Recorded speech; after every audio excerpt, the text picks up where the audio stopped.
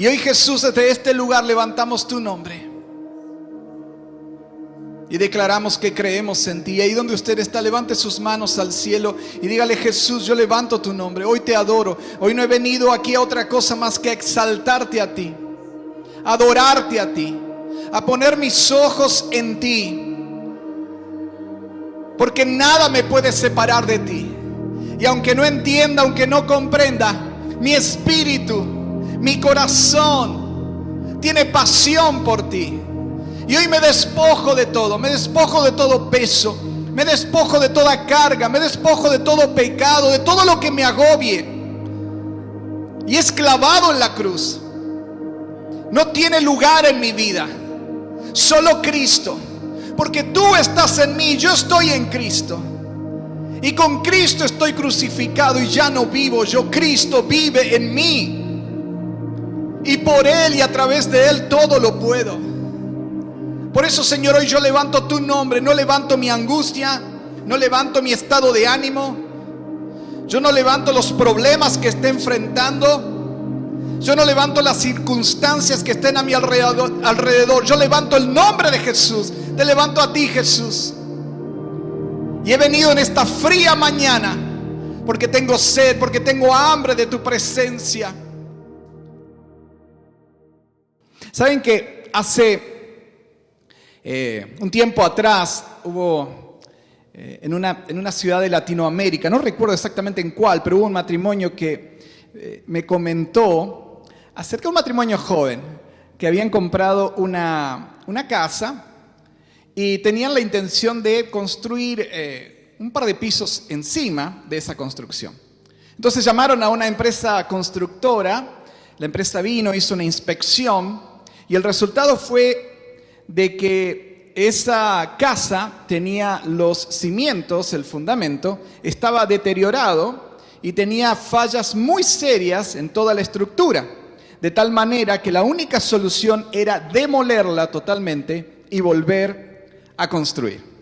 Y me acordé de eso porque Cristo vino no para reformarnos, no para remodelarnos, sino vino para demoler y construir una nueva vida en nosotros.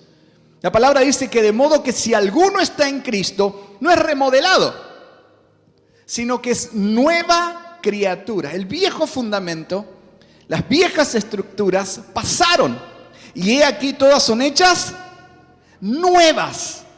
Jesús comienza desde cero. Lo decíamos, Jesús vino a clavar en la cruz a Adán. Y en su resurrección darnos su vida. Él no vino a ponerle parches a Adán. Él vino a darnos todo nuevo. De hecho, Él dijo, el vino nuevo necesita ¿qué? Un odre nuevo. El odre nuevo es la nueva creación que somos en Cristo. Esa nueva creación se ensancha, se extiende, puede recibir la llenura de la vida de Cristo. Pero si nosotros tratamos de utilizar el odre viejo para recibir la llenura nueva de Dios, simplemente se rompe, se pierde. Ahora Cristo ya nos hizo nueva criatura. ¿Cuántos odres nuevos hay aquí? Él nos ha hecho un odre nuevo. Dice la palabra que ya somos hechos una nueva criatura. Pero para que todas las cosas sean hechas nuevas, nosotros tenemos que dejar que su llenura complete ese odre. Aunque a veces tengamos la tendencia de volver al odre viejo. Sea cual fuere nuestro pasado, sea cual fuere nuestra vida, la Biblia dice de que todos estamos destituidos de la gloria de Dios. Todos hemos nacido fallados en la naturaleza de Adán. A Jesús, lo vimos en los últimos domingos, se le acercaron dos personas totalmente diferentes. Uno fue Nicodemo. Nicodemo era una persona estudiosa, conocedora de la Biblia, esa persona pulcra, esa persona de buena conducta, esa persona intelectual, una persona que tenía una posición, un lugar dentro del Sanedrín. Y se le acercó a Jesús también una mujer samaritana, que había tenido varios maridos y ahora estaba viviendo con alguien que no era su marido. Pero ambos, tanto aquel que tenía buena conducta y tenía mucho conocimiento, como aquella que tenía un pasado difícil, ambos necesitaban una nueva vida. Jesús le dice a Nicodemo: necesitas nacer de nuevo. Es decir, tú estás envenenado con el pecado y la muerte. Es decir, necesitas volver a nacer de agua y del Espíritu. Y a la mujer le dice exactamente lo mismo. Ese pozo de Jacob es limitado. Ese odre viejo no contiene lo nuevo de Dios. Necesitas la fuente de agua viva. Necesitas nacer de nuevo. Usted y yo, cuando venimos a Cristo, cuando le recibimos, comenzamos un nuevo camino. Comenzamos una nueva trayectoria, una carrera lo llama la palabra. Pero ¿sabe qué? Para poder completar esa carrera, así como Elías, necesitamos comer, alimentarnos. ¿Se acuerdan que hablamos de Elías? En cierto momento él se sintió debilitado, se sintió deprimido, sintió que ya no quería seguir hacia adelante. Y ahí el Señor le dijo: come y bebe. Cuando los israelitas estaban por salir de Egipto, el Señor a cada familia, a cada hogar, les dijo: ustedes tienen que comer un cordero completo. No a medias, no tienen que dejar partes, totalmente. Porque Cristo es el cordero. Y no podemos comer una parte que a nosotros nos guste. Decir, bueno, yo recibo todo lo que es paz, lo que es amor, lo que es gozo. Pero cuando tiene que ver con integridad sexual, cuando tiene que ver con principios, cuando tiene que ver con decisiones, bueno, esa parte no la como. Me gusta más la otra, ¿no? El muslito. Pero ellos tenían que comer todo el cordero. Totalmente, porque la vida de Cristo es una vida completa. Ahora, eso los fortaleció para poder salir del sistema opresor de Egipto y poder caminar varios días. De la misma manera, hoy espiritualmente, porque todo eso fue sombra de lo que había de venir, usted y yo en estos tiempos necesitamos alimentarnos de Cristo más que nunca. Necesitamos fortalecernos con esa verdadera comida, con esa verdadera bebida. Vienen tiempos de opresión social a través de medios, a través de presiones. La palabra lo profetiza: oscuridad llenará las naciones. Ahora, si usted y yo nos alimentamos de Cristo, la palabra dice: sobre ti resplandecerá Jehová, y sobre ti será vista tu gloria. No importa cuán difícil esté afuera, si usted se alimenta del Cordero, usted va a completar la carrera. Así como Pablo va a decir: he corrido la carrera, he guardado la fe, he peleado la buena batalla. ¿Cuántos quieren alimentarse del Cordero? Y Jesús lo dijo: mi carne es verdadera comida, mi sangre es verdadera bebida. Y estamos haciendo énfasis porque es nuestro deseo que no solamente llegue al intelecto, no se quede solamente como una información lo que estamos hablando. Necesitamos vivir a Cristo. Necesitamos hacerlo realidad en nosotros. Mis hermanos, una vez más, y no es por ser catastrófico, pero estamos enfrentando y vamos a enfrentar tiempos cada vez más difíciles espiritualmente. Pero el Señor ha provisto el alimento que nos fortalece. Cada día usted y yo debemos alimentarnos, fortalecernos en Él. Cristo es más que intelecto, Cristo es vida. Vivir a Cristo. Pablo decía: para mí el vivir es Cristo. Y Pablo pasó por muchas persecuciones, por torturas, por momentos difíciles. Pero él hablaba: Cristo no es un conocimiento en mi mente solamente. Cristo es vida. Witness Lee, un gran hombre de Dios, cuenta que en cierta oportunidad él iba en un tren que empezó a ser bombardeado por los japoneses. Era de noche. Y en ese momento, cuando empezó a sentir el estruendo de las bombas alrededor y cómo se tambaleaba ese tren, él oró al Señor. Y el Señor le dio una palabra que está escrita. y le dijo: yo soy tu refugio, yo soy tu fortaleza. Y en ese momento una paz completa lo inundó. Y él se sintió confiado, se sintió tranquilo. De pronto uno de los que lo acompañaban, que era cristiano, también se le acercó y le dijo: Witness Lee, que están bombardeando, que nos van a matar, que están los japoneses, que se acaba todo. Y él le dice: el Señor es mi refugio, el Señor es mi fortaleza. Y el otro hombre le dice, el otro cristiano le dice: sí, eso está en el Salmo 18. Sí. Él le dice: ¿sabes cuál es la diferencia?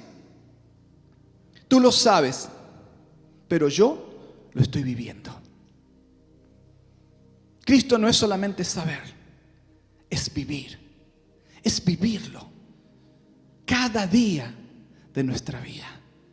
Es dejar que Él avance en nuestro corazón, que Él tome el control. En Cristo estamos seguros. Nuestra vida espiritual, nuestro corazón, nuestro ser interior está escondido en Cristo Jesús. Pon tu mano en tu corazón, cierra tus ojos y dile: Señor, yo no solo quiero saber, yo quiero vivir a Cristo. En el nombre de Jesús. Amén. Ya no quiero vivir con el testimonio que pasó hace 43 años. Son lindas las anécdotas, son lindas las historias. Pero yo quiero vivir a Cristo hoy. Quiero poder tener un caminar diario hoy con Cristo. Porque Cristo hace nuevas todas las cosas. Y quizás lo que sucedió hace 43 años, hoy Dios lo haga de una forma diferente. Por eso muchas veces la palabra nos insta a no mirar tanto para atrás, a no recordar tanto las cosas pasadas, sino a poner nuestra mirada hacia adelante. Porque la gloria postrera será mayor que la primera. ¿Cuántos dicen amén? Vamos a ver a Cristo en acción. ¿Cuántos quieren ver a Cristo en acción en la palabra? Amén, me gusta ese entusiasmo. Juan capítulo 4, verso 46. Dice: vino pues Jesús otra vez a Caná de Galilea. Todos digamos Caná de Galilea. Donde había convertido el agua en vino. Y había en Capernaum, digamos Capernaum, un oficial del rey cuyo hijo estaba enfermo. Dos ciudades diferentes. Caná de Galilea, Jesús estaba ahí. Capernaum estaba el oficial. El oficial, cuando oyó que Jesús había llegado de Judea a Galilea, yo no sé, en esa época no había internet, no había noticieros, pero cómo las informaciones iban rápido, ¿no? Eso de boca en boca hasta el día de hoy funcionan bastante así. Y dice que cuando él oyó que Jesús había llegado de Judea a Galilea, vino a él. Ahora, Juan describe muy rápidamente eso de vino a él. Pero entre la ciudad de Capernaum y la de Caná de Galilea había un lago, el mar de Galilea, entre medio. Y alrededor de 30 kilómetros de distancia, eso es como 15 o 20 millas de distancia. El terreno era bastante sinuoso. Capernaum estaba en una especie de depresión, como 200 metros bajo el nivel del mar, pero Caná de Galilea era más montañoso. Entonces el recorrido podía tomar entre 7 y 10 horas. En esa época no había auto, no había los medios que tenemos hoy en día. Entonces la gente iba a burro o iba caminando. Ahora este hombre, para ir hasta ese lugar, siendo un oficial o un representante del gobierno de Herodes, tenía que preparar una comitiva, tenía que preparar seguridad, tenía que preparar alimentos. Era todo un plan que tenía que desarrollar. Este hombre había estado trabajando o estaba trabajando en la administración de Herodes, el tetrarca, en esa zona del norte de Israel. Entonces él probablemente prepara todo rápidamente, organiza a la gente que lo iba a acompañar y se dirige hasta donde estaba Jesús, tomando un recorrido, un viaje que podía tomar 7 o 10 horas y tal vez hizo alguna que otra parada, no lo sabemos a eso, pero sí sabemos que el hombre iba decidido para hablar con Cristo. Ahora, ¿qué sucede? Dice, y cuando llegó le rogó que descendiese, es decir, que volviera a Capernaum, que viajara con él, para que sanase a su hijo que estaba a punto de morir. El hombre aparte de ser un funcionario importante de Herodes, era también papá. Tenía su hijo que estaba enfermo. Entonces él viene a Jesús y él venía con una petición, pero también venía con un plan de acción. Es decir, él ya había pensado todo cómo iba a suceder. Le dice, vamos a ir, vamos a pedirle a Jesús esto y lo vamos a traer. Nos vamos a volver caminando juntos, o en burro, como sea, hasta la ciudad de Capernaum. Y ahí Jesús va a llegar y va a tocar a mi hijo. En el verso 48, dice, entonces Jesús le dijo, si no viereis señales y prodigios, no creeréis. El oficial del rey le dijo, Señor, desciende antes que mi hijo muera. La respuesta de Jesús es bastante extraña. Él, de alguna forma, la expresión que está usando es, ustedes quieren que las cosas sucedan a su manera. Y si sucede a su manera es cuando ustedes creen. Jesús le da una advertencia a este hombre. Le dice, tú quieres que las cosas se den como las has planeado, y crees que de esa forma es como va a funcionar. El hombre vuelve a insistir y le dice, ven antes de que muera, que no se te acabe el tiempo. Porque si se acaba el tiempo ya no puedes hacer absolutamente nada. Y ese hombre es representación muchas veces de la naturaleza de Adán. La naturaleza de Adán tiene una estructura, tiene una forma de hacer. Le gusta el control también. Probablemente este hombre estaba acostumbrado a dar órdenes. Tenía sirvientes. Le decía a este tienes que hacer aquello, tienes que hacer lo otro. Él planeaba, él organizaba y la gente lo hacía. Y cuando vino a Jesús, él se manifiesta de la misma manera. Le dice, Jesús, ya tengo el plan, ya tengo el método, ahora lo tienes que hacer de esta manera. Muchas veces usted y yo nos acercamos a Dios de la misma manera. Y le decimos, Señor, haz esto, esto y esto. Necesito que lo hagas.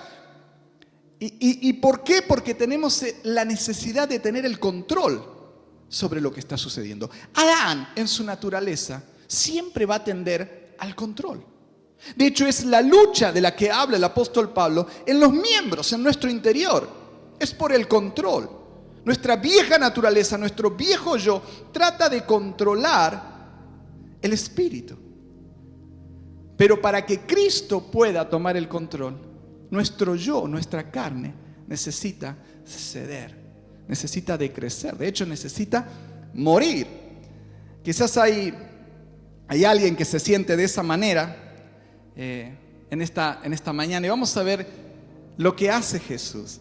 Dice en el verso 50, Jesús le dijo, ve, tu hijo vive. Jesús le dice 4 palabras. 4 palabras nada más. Jesús no va con él. Jesús le dice, yo no voy a acompañarte, no voy a ir esos 30 kilómetros, esas 20 millas hasta tu casa. No voy a hacer ese recorrido. Simplemente regresa, tu hijo vive.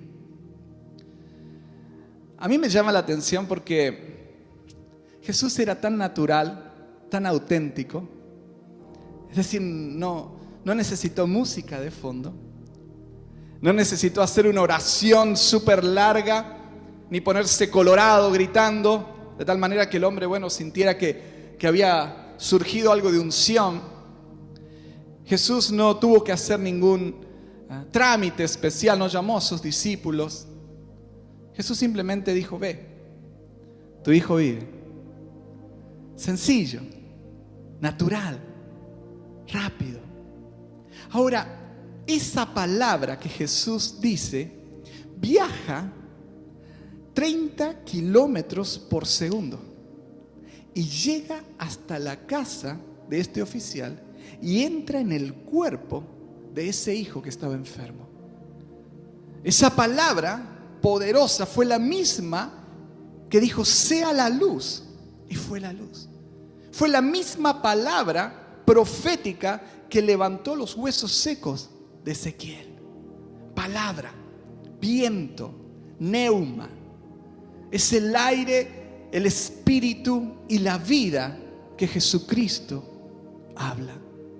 Y sucede algo interesante, y aquí es donde llega el centro, el corazón de esta historia. Dice, y el hombre creyó la palabra que Jesús le dijo y se fue. Ese hombre en ese momento tomó una decisión. Y la decisión fue creer aunque no entendiera, creer aunque no viera.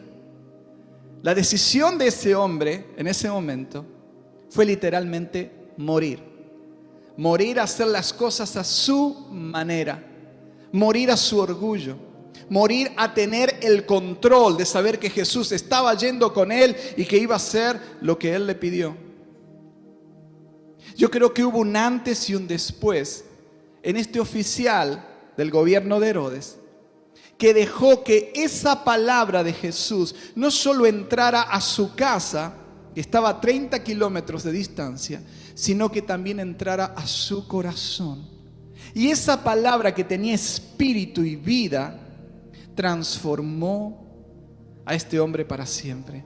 Estuve investigando la palabra creyó, y ahí significa no solamente creer intelectualmente, sino significa entregar totalmente mi confianza a alguien. En otras palabras, entregar el control, soltarlo.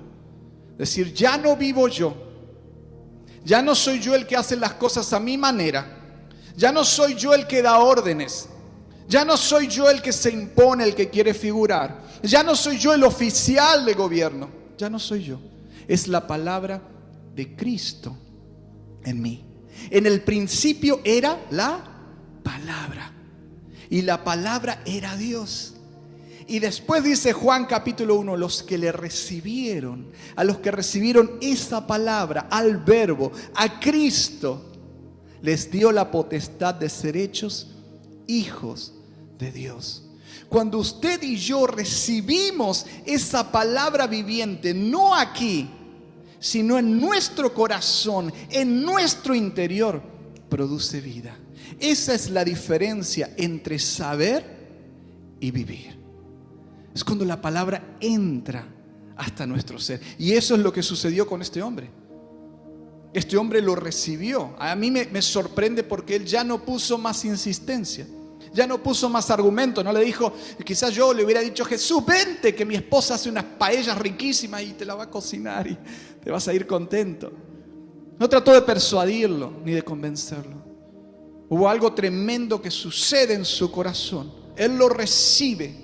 Y en ese momento él decide dar un cambio de 180 grados y empezar un nuevo camino en su vida.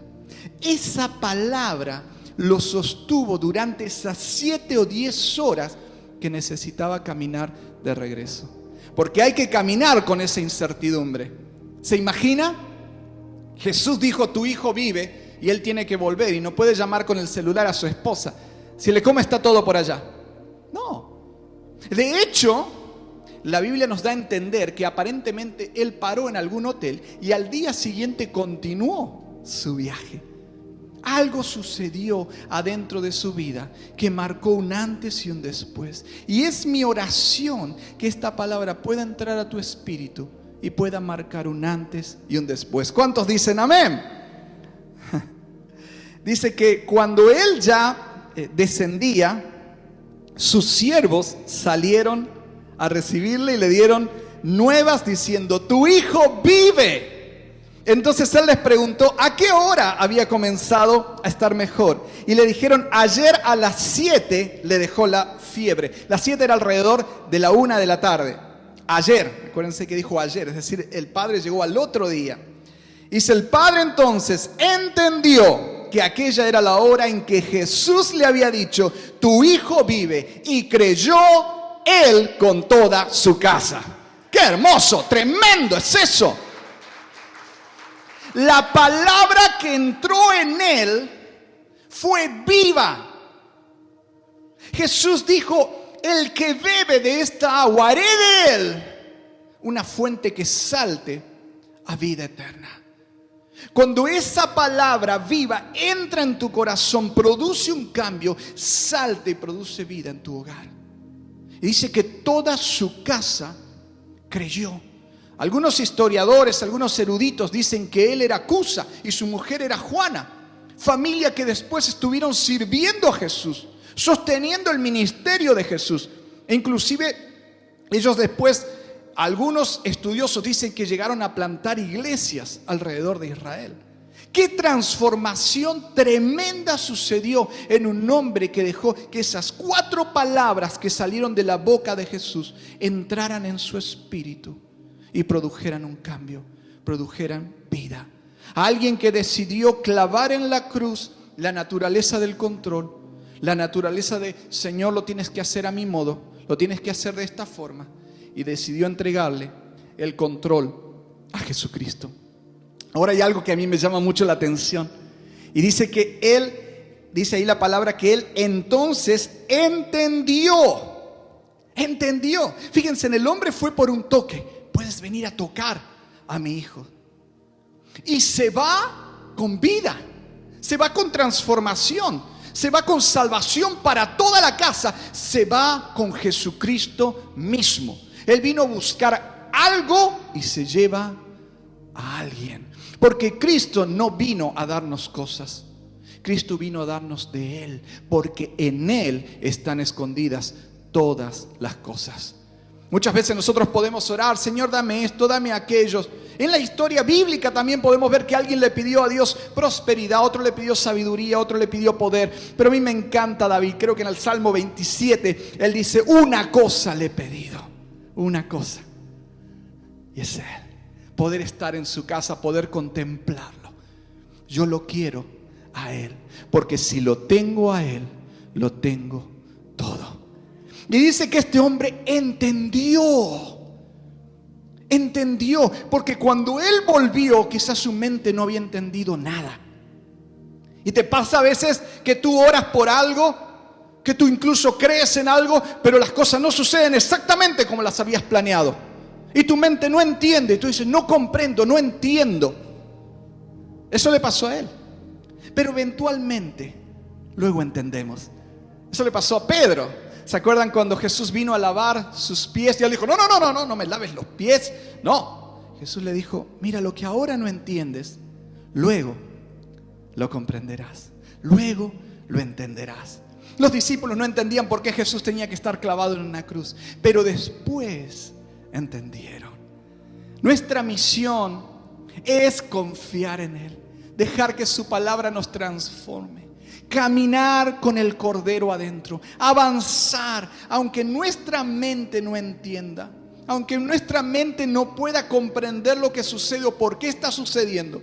Nuestra confianza está en el autor, en el consumador de la fe, y eventualmente Él pondrá claras todas las cosas y nos hará entender por qué lo ha hecho, quizás en esta tierra o quizás en la eternidad.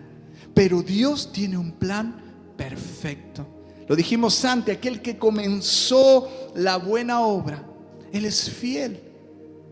Y por eso usted y yo necesitamos dejar que su obra continúe, que crezca, porque Él la completará. Y dice, hasta el día de Jesucristo, eso es cuando Cristo vuelva. Ahí se completarán todas las cosas.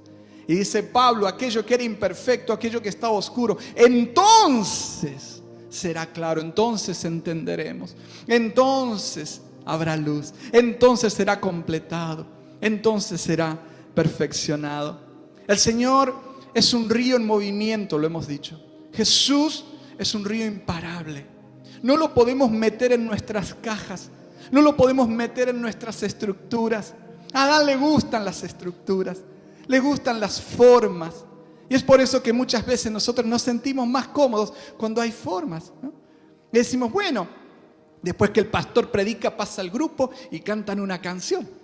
Y ya sabemos cuál es la forma. Pero Cristo es un río que no se puede contener, que constantemente está en cambio. Si usted observa, el mismo Cristo caminando en la tierra era impredecible.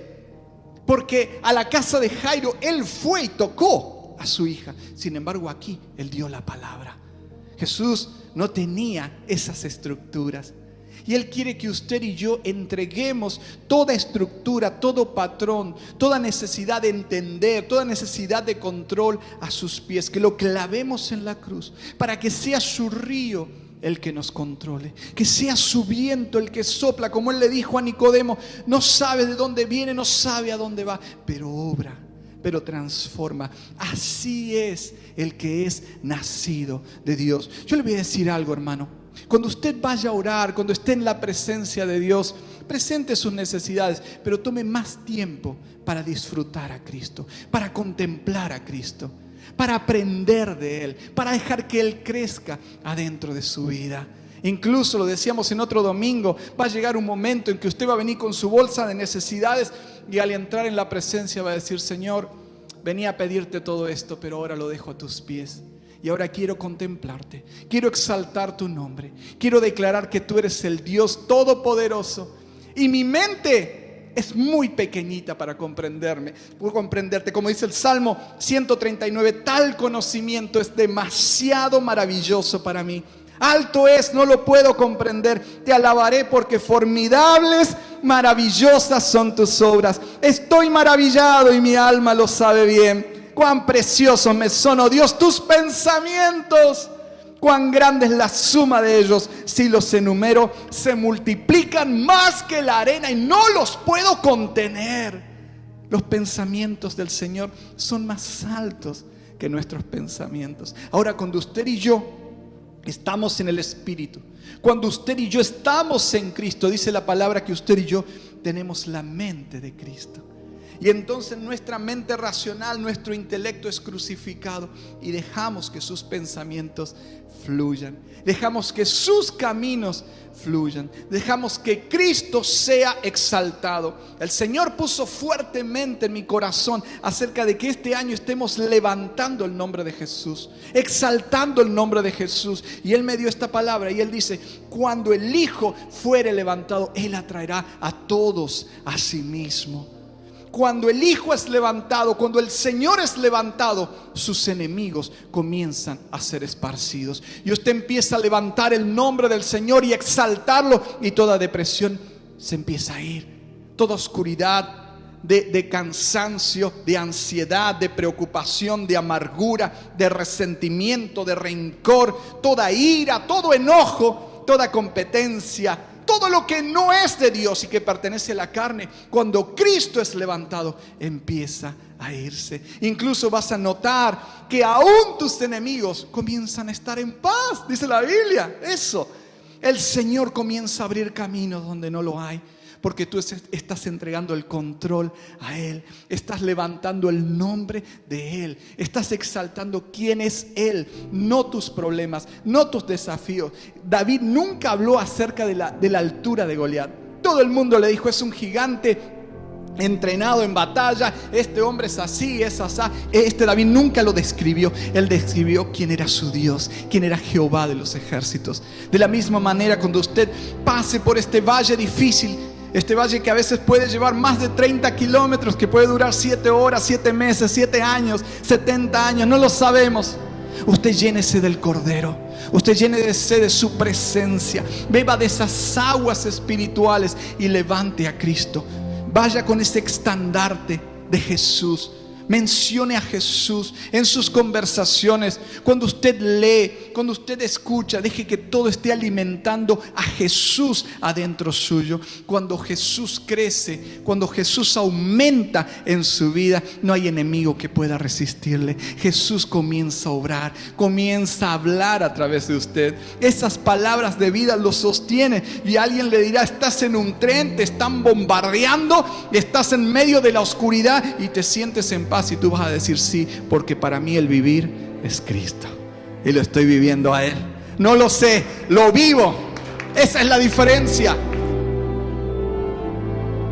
Yo quiero la vida trascendental, inquebrantable, la vida Zoe, la vida de Cristo en mí, que pueda expresarse Cristo en mis palabras, en mis actitudes, en mis reacciones, en mi trato con los demás, en mis decisiones.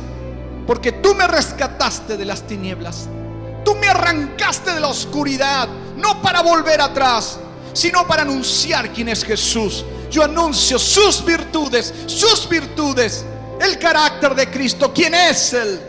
Anuncio a Jesús, levanto el nombre de Jesús, adoro a Jesús, hablo de Jesús, respiro la palabra, respiro el neuma, respiro a Cristo, porque para mí el vivir es Cristo.